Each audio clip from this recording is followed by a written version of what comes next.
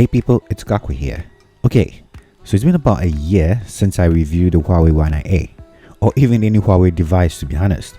So, in today's video, we are going to revisit the Huawei Y9a to see what's new, what has changed, and what to expect if you decide to pick one up in 2021 or beyond. Like we always do this, let's start from the design and work our way into this device.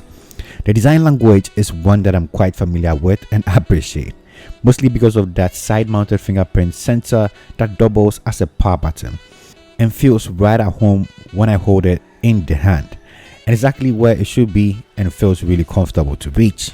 And after all this time, this is still fast and secure and one of the preferred way of getting into my device anytime. The back, which is made up of plastic, has proven to be durable. Even after all these months, as you can see, this still looks good, and the bumps and scratches can't really be noticed that much, so that is really good. One other thing that complements the design is the camera bump design, which houses the quad camera setup at the rear, and it looks pretty if you ask me. The display, of course, being a full view display at 6.3 inches, is one of the selling features of this device. No notches, no distractions at all on the display. All screen, this is an IPS LCD panel, of course, with rounded corners and all.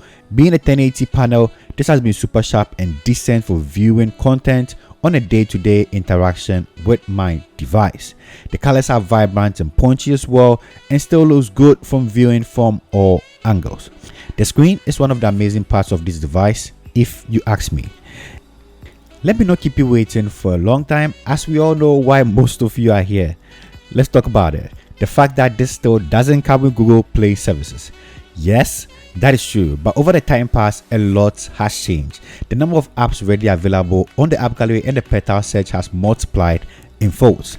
I challenged myself to use this device for a week in 2021 to see if it is still easy for me to carry around to carry out my day-to-day activities, and this didn't let me down.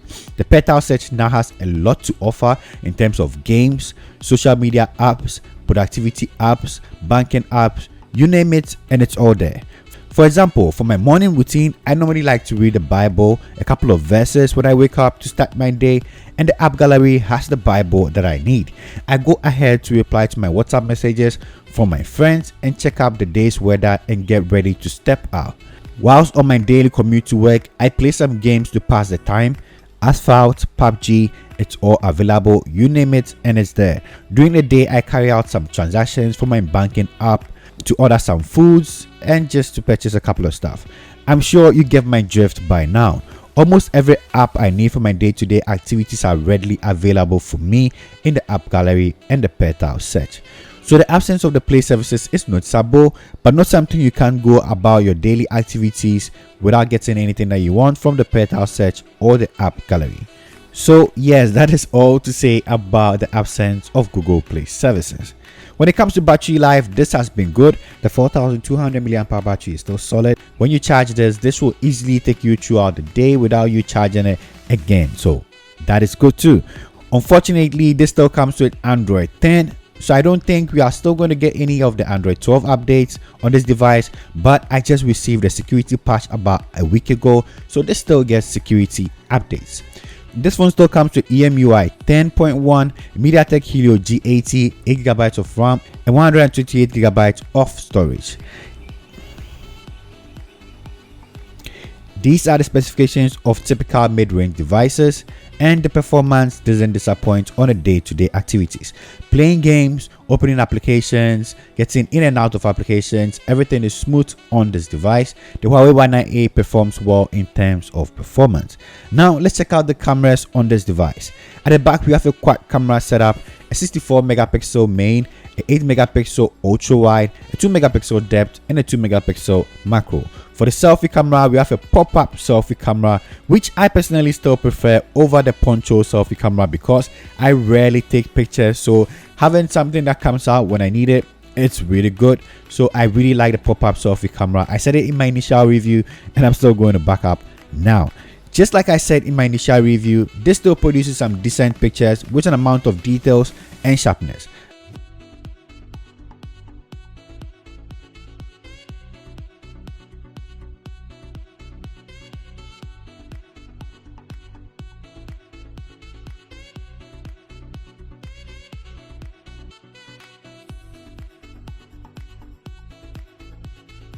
For videos, this still shoots at 1080 at 30 fps and has inbuilt video stabilization, so you're going to get some smooth videos from this device.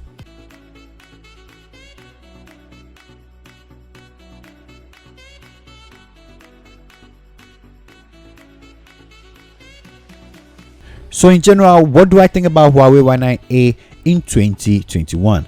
This is still a capable device. I think if you're deciding to pick this up, this is not going to disappoint. And the fact that in the competitor range, the Samsung Galaxy A52 is even more expensive than this, you could probably consider this if you're still a Huawei fan. So this brings us to the end of this review. Hit the subscribe button if you're new to this channel. Leave in the comment section any questions you'd like me to help you with, and I'll see you in the next upload. Peace. I'm out.